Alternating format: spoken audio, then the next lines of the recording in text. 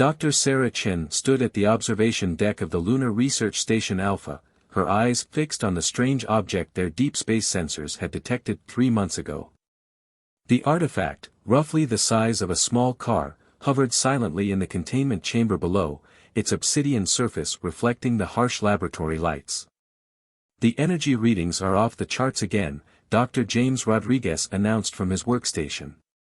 "Whatever this thing is, it's producing more power than a nuclear reactor, and we still can't figure out how." Sarah nodded, her mind racing through the possibilities. The artifact had been found in the Kuiper Belt, dormant until their attempts to study it had somehow activated it. Since then, it had been exhibiting increasingly complex behaviors, none of which aligned with known physics. "Look at this," Sarah called out, pointing to her holographic display. "The quantum field measurements show it's not just generating energy, it's pulling it directly from nearby stars." She manipulated the 3D model, highlighting the invisible tendrils of force that extended from the artifact toward the sun. James whistled low. "That's impossible. The energy transfer alone would require technology centuries beyond anything we've developed." "Exactly," Sarah replied, a slight smile playing at her lips. "Which means we're not looking at human technology at all." The revelation had sent shockwaves through the scientific community. Humanity's first confirmed piece of alien technology, and it was essentially a stellar energy harvester. The implications were staggering. Admiral Helena Torres paced the length of the Joint Space Command briefing room, her weathered face illuminated by the holographic projections of the artifact's schematics. "So you're telling me this thing can harness the power of a star?" "Not just harness it," Sarah explained, "but direct it. The containment protocols we developed show it can focus stellar energy into a coherent beam. With the right modifications, we could potentially weaponize it." The Admiral's eyes narrowed. "Weaponize? To what extent?" "Based on our calculations," James interjected, bringing up new simulations, "a scaled-up version could theoretically destabilize a star's core. We're talking about a weapon capable of destroying entire solar systems." The room fell silent as the implications sank in. Humanity had stumbled upon the ultimate deterrent, or the ultimate weapon. "The Chinese already know," Admiral Torres stated flatly. "So do the Russians and the Europeans. We need to move fast. How quickly can you adapt this technology?" Sarah exchanged glances with James. "We've already started reverse engineering the basic principles. With full military backing and resources, we could have a prototype within 18 months. "Make it 12, the Admiral ordered. "I want the first Earth-built Stardestroyer ready for trials before anyone else cracks this technology. The balance of power in the solar system is about to shift, and we need to be the ones controlling that shift."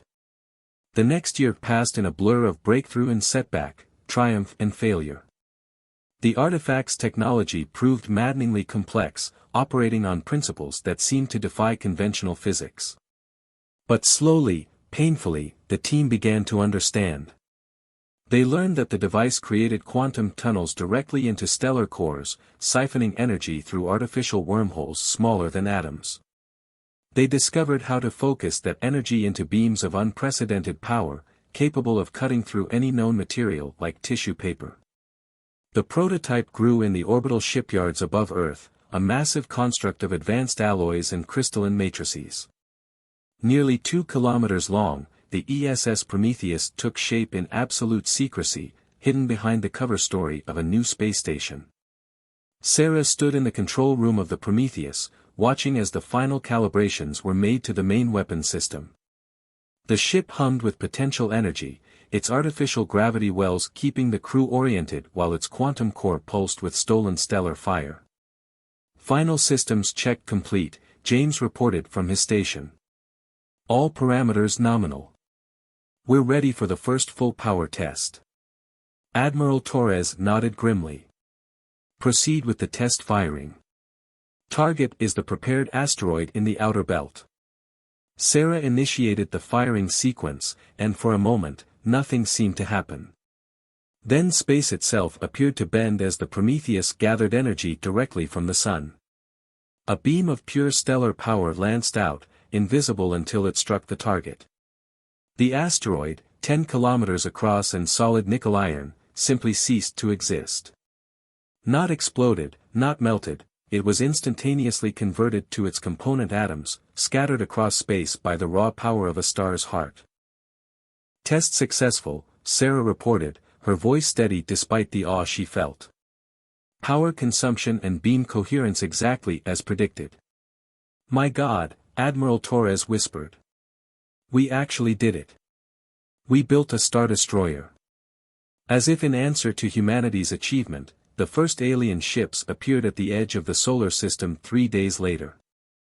Their arrival marked the beginning of a new era, one that would test whether humanity's greatest scientific achievement would prove to be its salvation or its doom. The alien fleet hung in space like a constellation of artificial stars, their ships smooth and organic in design, completely unlike the angular human vessels that faced them. After 2 weeks of tense observation, neither side had made any hostile moves, but neither had they established meaningful communication. "They've got to be here because of the Prometheus," Sarah said, studying the latest sensor data from her station on the bridge. The alien vessels had arranged themselves in a precise geometric pattern that somehow disrupted most scanning attempts. "The timing's too perfect to be coincidence."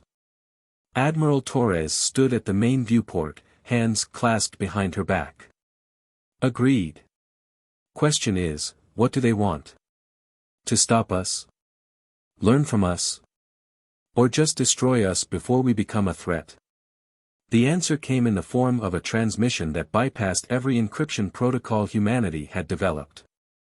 The bridge crew watched as a holographic figure materialized in the center of the command deck, a tall, vaguely humanoid being with iridescent skin and multiple pairs of eyes arranged in a circular pattern.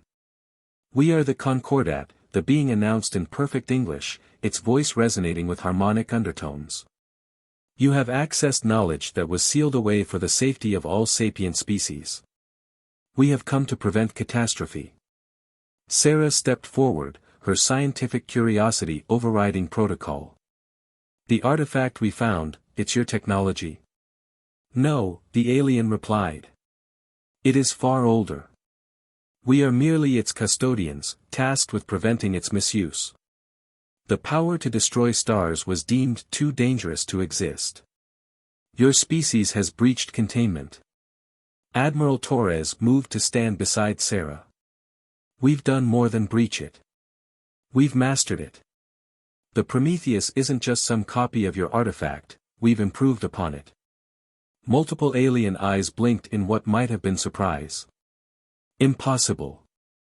The technical requirements alone would take centuries of advancement beyond your current level."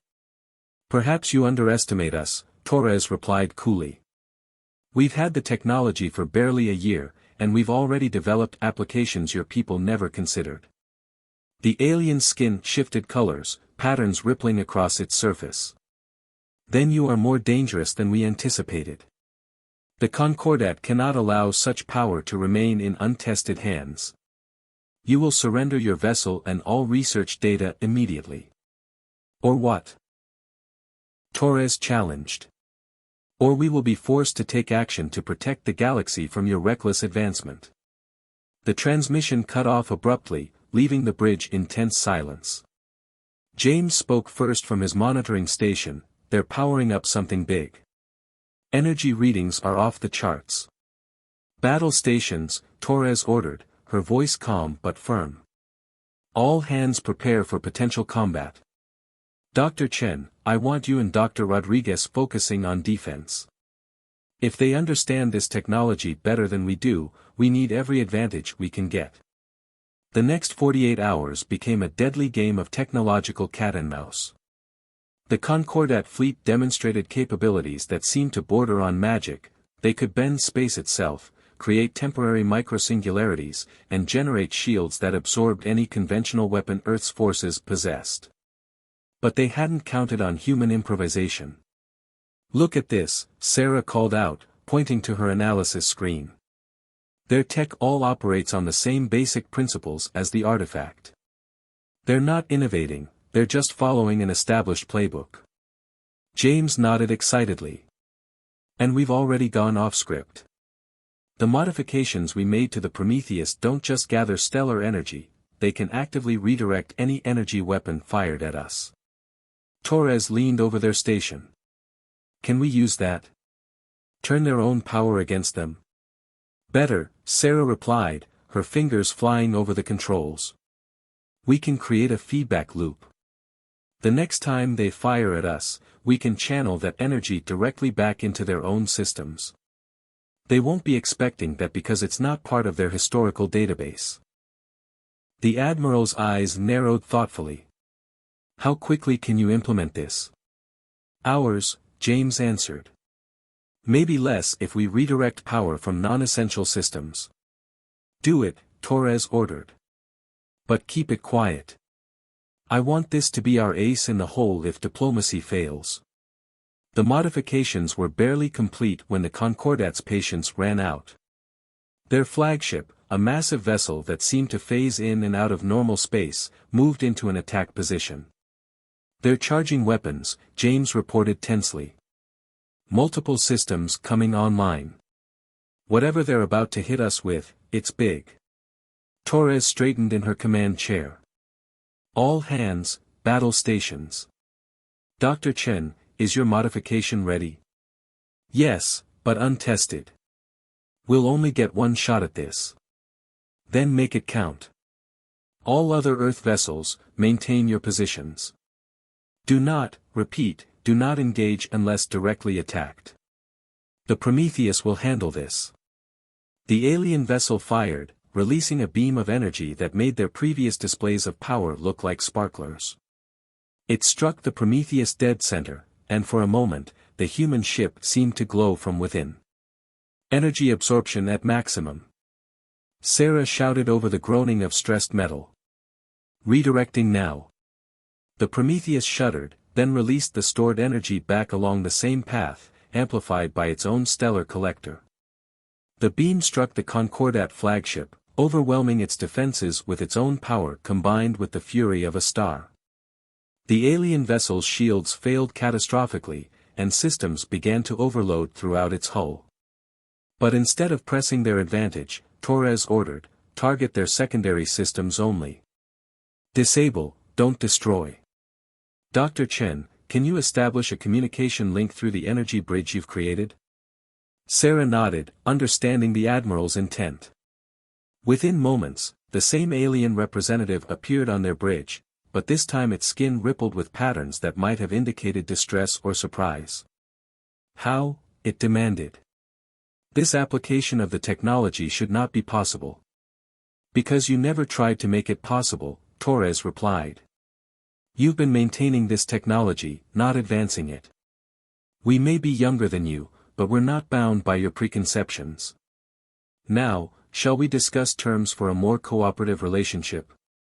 The alien's multiple eyes focused on each person present before it responded, perhaps we have much to learn from each other. But even as initial diplomatic contact was established, Sarah noticed something in her sensor readings that made her blood run cold. The artifact that had started everything was showing new energy patterns that suggested it wasn't just a piece of technology. It was waking up. The artifact's awakening changed everything. What had been a tense standoff between humanity and the Concordat transformed overnight into an uneasy alliance as both species realized they faced something far more ancient and dangerous than they had imagined. It's not just active anymore, Sarah explained to the assembled human and alien leaders aboard the Prometheus. It's reconfiguring itself. Growing. Everything we thought we knew about it was wrong. The Concordat representative, now identified as First Speaker ZYX, moved closer to the holographic display showing the artifact's transformation. Our ancestors' records spoke of this, but we dismissed them as allegory. The Worldforge is not merely a weapon, it is alive. Worldforge? Torres questioned, her expression sharp. A device created by those we call the precursors, ZYX explained, skin patterns shifting in what they had learned indicated deep concern. They built machines that could harness the power of stars not just to destroy, but to create. To seed life itself across the galaxy. James brought up new sensor data, his face pale. The energy signatures are off the charts. It's not just drawing power from our sun anymore, it's connected to every star in a 1,000 light-year radius. The artifact had quadrupled in size over the past week, developing structures that defied analysis. Its surface now rippled with patterns similar to those on ZYX's skin, but far more complex and alien. It's sending out a signal, Sarah announced suddenly. Broadcasting across multiple dimensions we didn't even know existed. As if in response to her words, space itself seemed to tear open at the edge of the solar system. A massive vessel emerged, dwarfing both the Prometheus and the Concordat flagship combined. Its surface was covered in the same shifting patterns as the artifact, but at a scale that made the original look like a toy. Precursor vessel detected, the Prometheus's AI announced calmly. Design matches theoretical models derived from artifact analysis. Energy output exceeds measurable parameters. Admiral Torres didn't hesitate. All ships, defensive positions. Dr. Chen, can we communicate with it? We don't have to, Sarah replied, her eyes wide. It's already communicating. Not with words, with pure information. The sensation hit everyone on the bridge simultaneously, a vast, ancient intelligence touching their minds. Images flooded through their consciousness, the rise and fall of civilizations across millions of years, the seeding of countless worlds with life, and a threat so vast it had driven the precursors to hide their technology and retreat into dormancy. They're not hostile, Sarah gasped, interpreting the flood of information. They're warning us. Something's coming. Something they couldn't defeat even at the height of their power. ZYX's skin had turned almost translucent. The Devourers. We thought they were myths, stories to frighten children. But they're real, entities that consume entire galaxies, breaking down matter and energy to their constituent parts. And now they're returning, Torres concluded grimly. That's why the artifact activated. It's some kind of early warning system. The precursor vessel's presence seemed to compress space around it, and more information poured into their minds. The Worldforge wasn't just a weapon or a power source, it was a key. A key to unlocking humanity's and the Concordat's true potential. They're offering to teach us, Sarah realized. Both of us. They say our combination of preservation and innovation is exactly what's needed. The Concordat preserved their technology, while humanity found new ways to use it. How long do we have? Torres asked. James checked his readings, his face grim. Based on these calculations, 3 months before the first wave arrives. Torres turned to ZYX. Your people have the experience, we have the innovation. Together with the precursor's knowledge, we might have a chance. But we need to move fast. The alien leader's skin rippled with patterns of agreement. The Concordat will share all we know. Our fleets will join with yours. But even together, even with precursor aid, victory is not assured. Nothing ever is, Torres replied. But humanity didn't come this far by backing down from impossible odds. Dr. Chen, Dr. Rodriguez, I want you working directly with the Concordat scientists. Learn everything you can from the precursors. We need to understand not just how their technology works, but how to improve upon it. Sarah nodded, already moving to her station. The Prometheus was just the beginning. With this new knowledge, we can create weapons that don't just harness stellar energy, but manipulate the fundamental forces of the universe itself. The precursor vessel pulsed with approval, and more knowledge flooded their minds. Blueprints for technologies beyond imagination, but with gaps intentionally left in, gaps that could only be filled by combining Concordat wisdom with human creativity. 3 months to prepare for an enemy that defeated the most advanced civilization in galactic history, James muttered. No pressure. Sarah managed a small smile. The precursors fought alone. We'll face this threat together, humanity, Concordat, and the legacy of an ancient race. Besides, when have humans ever let impossible odds stop us? The artifact, the World Forge, continued to grow, its surface now covered in intricate patterns that matched both the precursor vessel and ZYX's skin. It was no longer just a piece of technology or even a weapon. It was a bridge between species, between past and present, and possibly humanity's only hope for surviving what was coming. As the assembled leaders began coordinating their forces, Sarah couldn't help but feel a mix of terror and exhilaration. The artifact had first appeared to be a weapon of unimaginable destructive power. Now it might be the key to saving not just humanity or the Concordat, but the entire galaxy. The real war was about to begin. The Devourers arrived exactly when predicted, but no amount of preparation could have truly readied them for the sight. They emerged from the void between galaxies, vast, dark shapes that seemed to bend reality around them, their very presence causing nearby stars to flicker and dim. Energy readings are impossible, James reported from his station aboard the enhanced Prometheus. The ship, like the rest of the combined fleet, had been upgraded with precursor technology, but modified through human innovation and Concordat expertise. They're not just absorbing stellar energy, they're consuming the fundamental forces holding spacetime together. Sarah nodded grimly, her fingers dancing across holographic controls that interfaced directly with her thoughts. The precursors weren't exaggerating. These things don't just destroy worlds, they unmake reality itself. The combined fleet of humanity and the Concordat stretched out before them, thousands of ships arranged in geometric patterns that the precursor vessel had taught them would enhance their collective power. The Prometheus, now serving as the flagship for this unprecedented alliance, had been transformed almost beyond recognition. All ships report ready, Torres announced from her command chair, now integrated with both human and Concordat technology. Defensive formations are set. Dr. Chen, is the WorldForge network operational?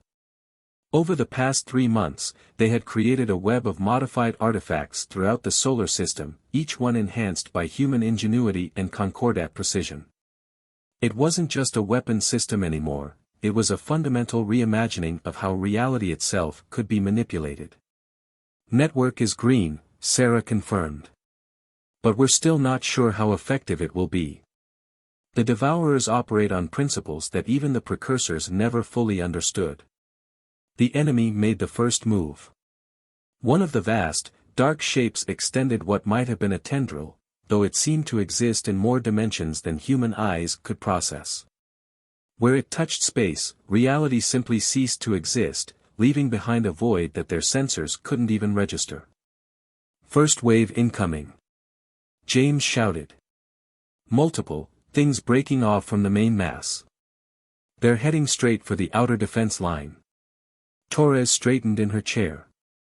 All ships, hold formation. Remember the simulations. We only get one chance at this. The Devourers' assault was unlike anything in human military history. They didn't so much attack as consume, their very presence erasing matter and energy from existence. The outer ring of defensive satellites, built to precursor specifications but enhanced by human AI, began to vanish one by one. Now. Torres commanded. Dr. Chen, activate the network. Sarah slammed her hand down on the activation sequence. Throughout the solar system, the modified WorldForge artifacts pulsed in unison. But instead of firing energy weapons or raising shields, they did something far more fundamental, they began to rewrite the laws of physics in their immediate vicinity. It's working! James exclaimed. The Devourer's consumption rate is dropping. They can't process matter in areas where we've altered the fundamental constants. The vast shapes seem to recoil, their impossible geometry twisting in what might have been confusion or pain. But they quickly adapted, shifting their assault to target the WorldForge network itself. They're learning, Sarah reported tensely. Adjusting their consumption patterns to account for our changes. We need to shift strategies faster than they can adapt. This was where humanity's greatest strength came into play. While the Concordat provided the precision and understanding of precursor technology, and the precursor vessel itself supplied the raw knowledge, it was human creativity and adaptability that had crafted their defense strategy. Implement Protocol Omega, Torres ordered. All ships, prepare for dimensional shift on my mark. The combined fleet began to move in patterns that seemed random but were actually calculated to create interference patterns in reality itself. The Prometheus led the charge, its modified WorldForge core pulsing with power drawn not just from stars, but from the quantum fabric of spacetime. They didn't expect this, Sarah realized, watching the Devourer's movements become erratic. The Precursors fought them with pure power.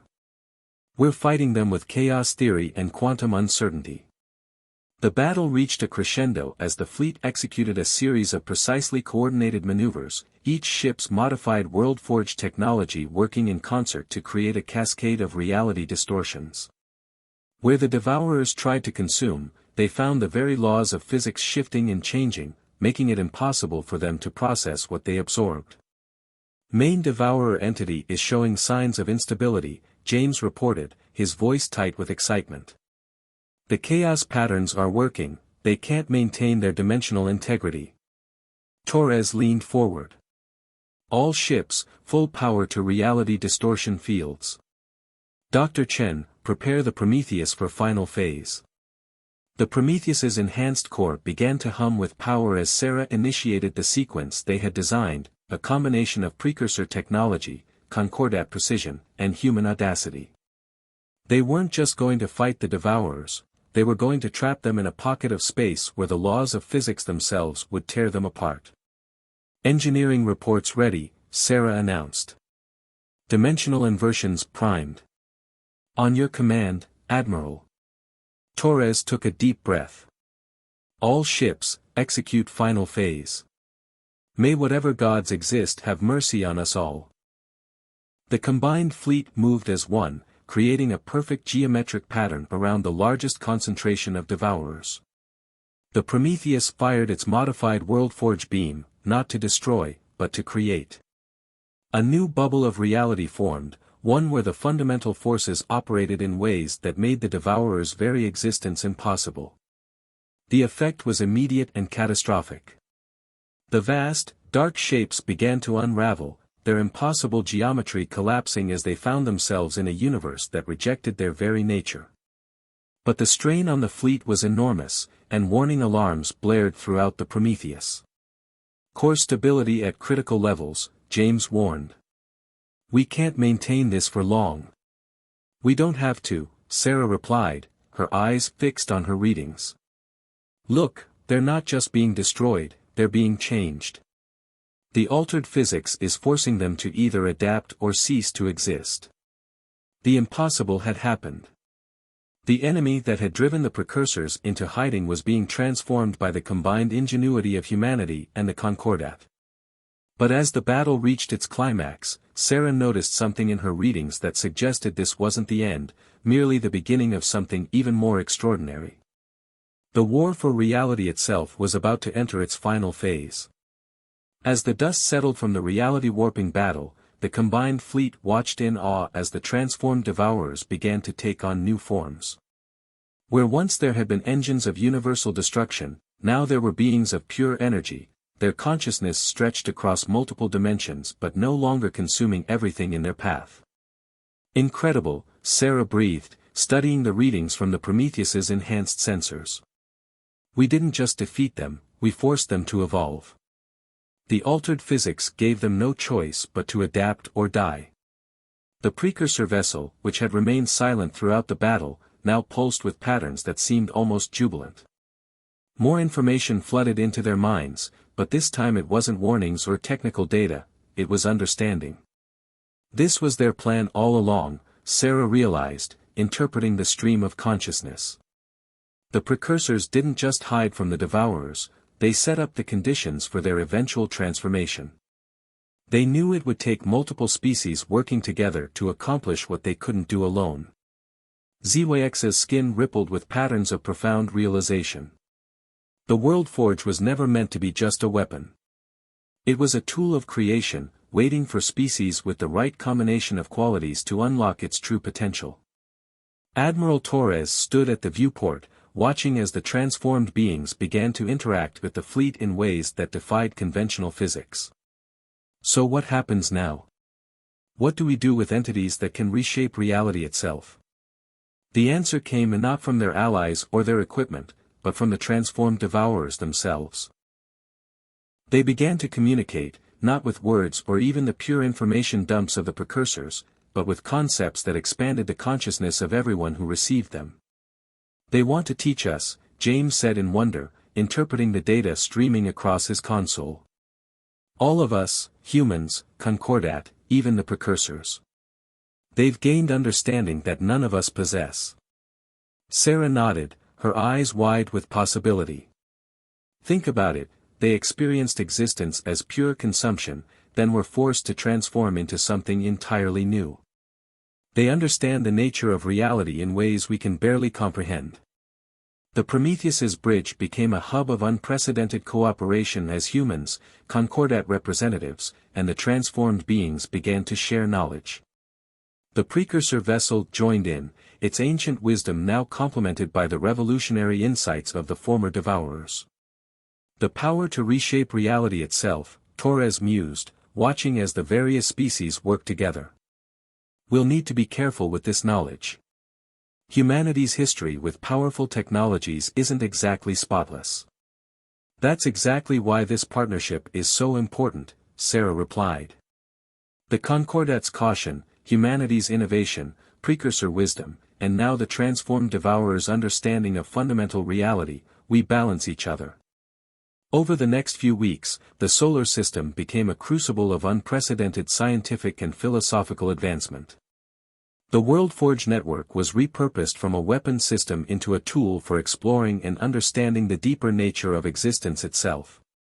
The transformed devourers helped them understand how to manipulate reality without destroying it. The precursors shared the accumulated wisdom of millions of years. The Concordat provided the precision and patience needed to implement these insights safely, while humanity contributed its unique ability to find new applications for ancient principles. We're entering a new age, Sarah announced during a joint session of human and alien leaders. Not just of technological advancement, but of understanding. We've moved beyond the question of whether we can do something, to the deeper question of how we should use our capabilities. The Prometheus, once designed as humanity's ultimate weapon, was transformed into a ship of exploration and discovery. Its modified World Forge core now served as a bridge between dimensions, allowing them to study aspects of reality that had previously been purely theoretical. Look at this, James called out one day, showing Sarah a simulation of their latest discovery. We can actually see the quantum threads that bind reality together. With the right application of the principles we learned, we might be able to help younger civilizations advance without destroying themselves. Torres, watching from her command chair, smiled slightly. From Stardestroyer to Starmaker. I'd say that's a step up. The transformed devourers continued to share their insights, helping the combined species understand not just the how of reality manipulation, but the why. They learned that the universe itself was conscious in ways they had never imagined, and that their role in it was far more profound than they had realized. We thought we were building the ultimate weapon, Sarah reflected, standing with ZYX and Torres as they watched a new star being born through the combined efforts of all their species. Instead, we were taking the first steps toward becoming something greater than any of us could have imagined alone. The World Forge network, now spread throughout the galaxy, served as a testament to what could be achieved through cooperation. It was no longer a weapon of war, but a tool of creation, understanding, and growth. As the new star burst into life, its light carrying the signature of 4 different species working in harmony, Sarah couldn't help but smile.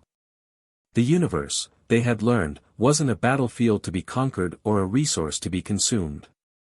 It was a garden to be tended, a mystery to be explored, and a story to be written together. The transformed devourers pulsed with approval, their multidimensional consciousness resonating with the combined thoughts and aspirations of their former enemies.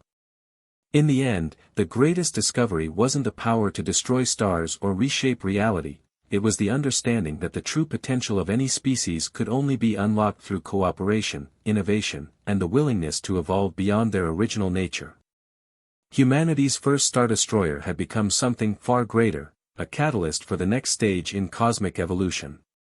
And as the light of the newly born star spread across space, it carried with it the promise of a future where the power to reshape reality was matched by the wisdom to use it well.